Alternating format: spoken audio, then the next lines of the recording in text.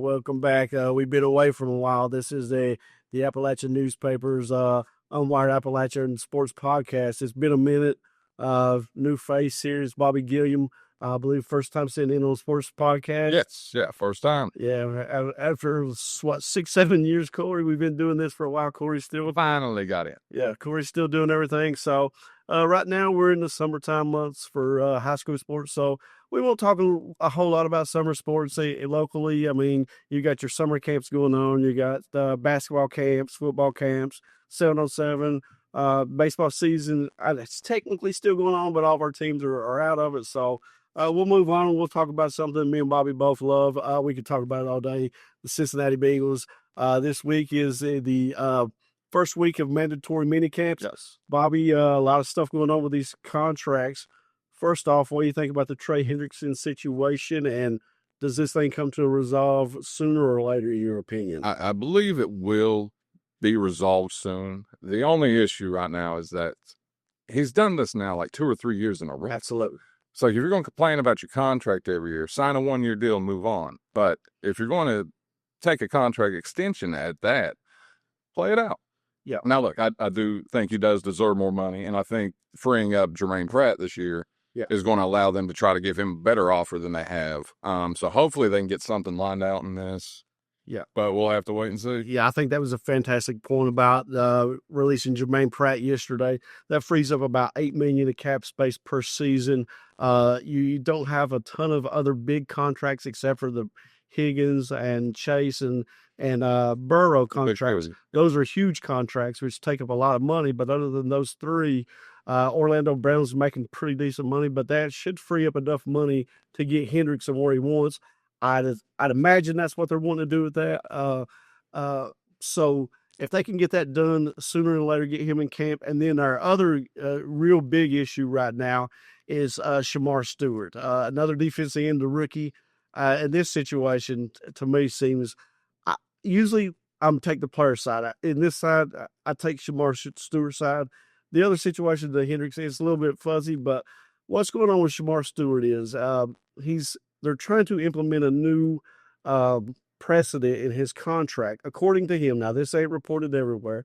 A lot of people are saying it's verbiage in his contract that they're disagreeing in. He is saying, him and his camp are saying that if, say something happens, he gets in trouble, he gets caught with a PED, whatever, they can release him and not have to pay his guarantees going forward. Now, if that's the situation, I believe Shamar Stewart's totally right. Just kind of talk about this interview he had yesterday and you know, how it came off to you. He had an interview. There's at least 6-7 reporters there who all gathered around him. A lot of them asked the same questions, and yet he handled this as well as anyone could have. Yeah, absolutely. He spoke well. He spoke elegant. You know, he was really on top of everything he said all the right things. It seems like the right attitude. They need to get him signed and hopefully into camp as soon as possible. Because right now, what we're doing, we're squabbling over stuff that's never been done before. Right.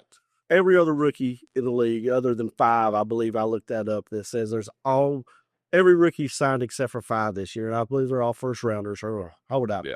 But even last year, Maurice Mims didn't have to go through this. Year before, Miles Murphy didn't have to go. So the Bengals are trying to set the precedent of these rookies. If something happened, and they can get other contracts in the future. Now, is that fair to Shamar Stewart if that's the case? No, it's not, because he should deserve what everybody else deserves, in my opinion. Yes. For being a first-round pick, I mean, it's a standard deal. Now, them trying to incorporate this at the same time the Hendrickson stuff is going on, at the time they just signed. So it's a bad look overall, but, I mean, ultimately they need to make the right call and get him into camp. I mean, they took a risk with him anyway because his college stats weren't the best, but he just measures out incredible. Like, he needs to be on a football field or in a cage somewhere, you know. So hopefully they get this deal going. But, I mean, you talk about his upside. Going into camp, why everybody fell in love with this guy. He talked about his measurables, his 40 time, crazy off the charts. Yeah. I think they said his measurables were comparative of somebody like Javon Kearse, who was a freak. That was his nickname back in the day. He's one of the all-time great defensive ends.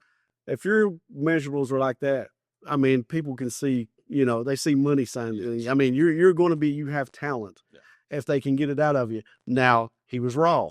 So you're already missing these camps. You've already missed Yeah. two.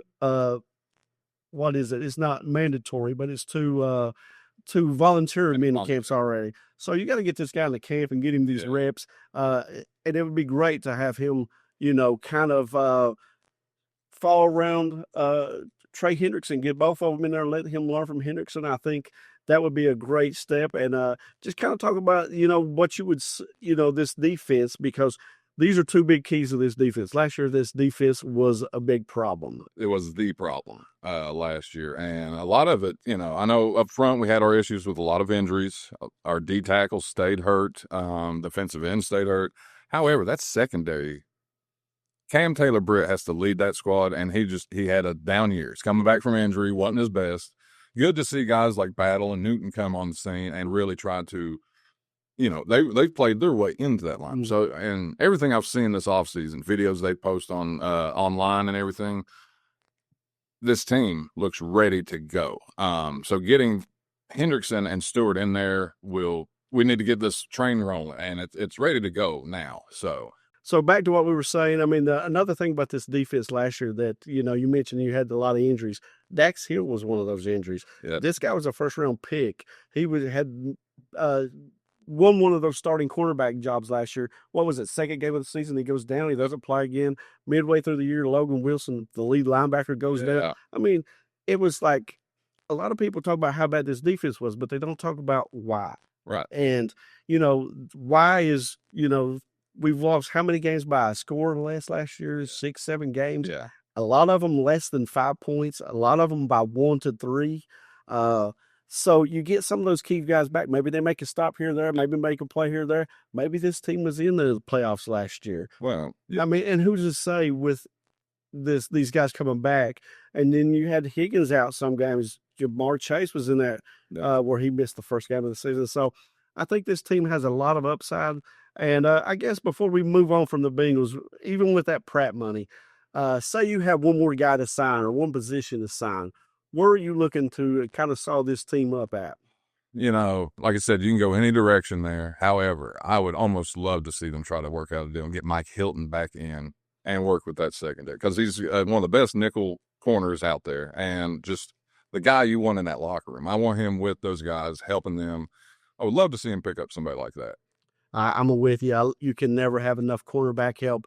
But to me, I want to see one more offensive lineman. That's fine. Whether it's, a guard who comes in and helps a young guy out, whether he's a guard to come in and just kind of set the tone, give you some plays here or there if somebody gets hurt. But I just want to see them have enough options up front, because Burrow's always under pressure. It seems like they have done a really good job of trying to solid this offensive lineup. And maybe if you bring in one more guy, that kind of gets you over the hump. Good. And instead of relying on a couple of rookies that maybe you don't know about right now. But other than that, safety, corner, you can't have enough of those guys. So I'm with you on that. And before we head out today, we're just going to, talk a little bit about the finals, the NBA finals and the NHL finals. Bobby, if you're watching these games right now, which one is drawing you in the more and why? I would say right now the hockey is actually drawing me more, and it's not because of the teams involved. It is simply because they are sticking to a correct schedule. You take 1 day off, then you have a game. 2 days off to travel, game. NBA is taking 2 days off in between every game at this point, and I've already lost interest. All the interest and I was interested because I love to see lower teams, smaller cities, small market teams actually make the finals. And I was really excited about it. But right now, I don't even know. I know we're filming today. The game's tonight, but it should have been played Monday. 2 days ago. Yeah. He might play defense.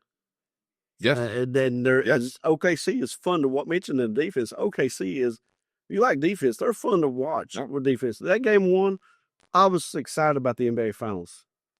Took 2 days off, 3 days off. You almost forget. OKC comes out and kind of blows them out. It's not really a game at this point.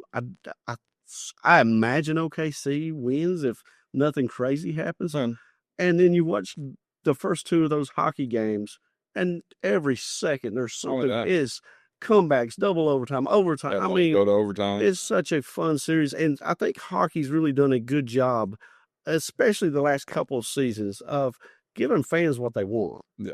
They figured out the All-Star game. It was incredible this year how they did that. Yeah, what they did with the All-Star game this year was Yeah, it was awesome. it was Yeah, I mean, it was so much so fun. much better to watch. You know, And the other thing I think hockey's been doing better lately is actually getting on TV. You can find it on the channel.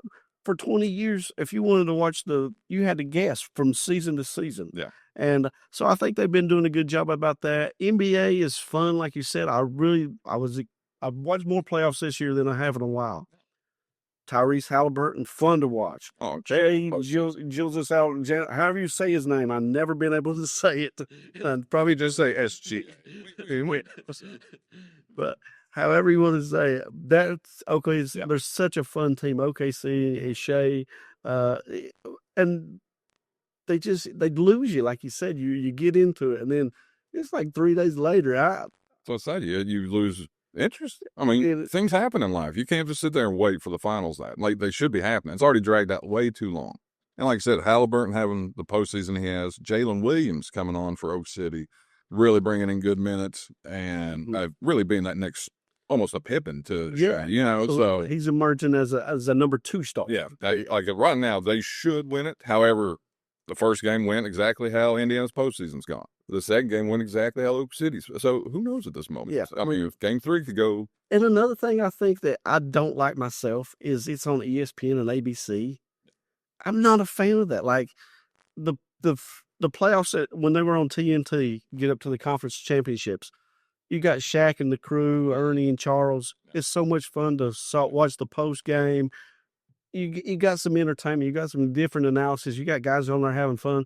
Then you get to ESPN, and it's so cookie cutter and dry now. There's no person. I mean, you know, if you like Stephen A., you probably like it. Yeah. He's not my favorite commentator. He does make some great points, and he knows the game very well, but he is not my favorite personality. Yeah. Well, ESPN also with their ESPN Plus streaming service, which is probably by far the worst one out there. They're going to have to really tweak that before they get any interest in that, because you can't watch normal games. But now that I've canceled my ESPN Plus and get on my app, I can watch the final. That makes no sense. Makes no sense. So but that's a rant for another time. Absolutely. And I think it's probably about time to wrap this one up. Corey, what do you think? I think we're about at that time. So this is the first one back in a while. I know it's been a while. We'll try to keep it consistent. And for Bobby Gilliam's first time on here, hopefully it's not the last. We'll see y'all soon. Thank you.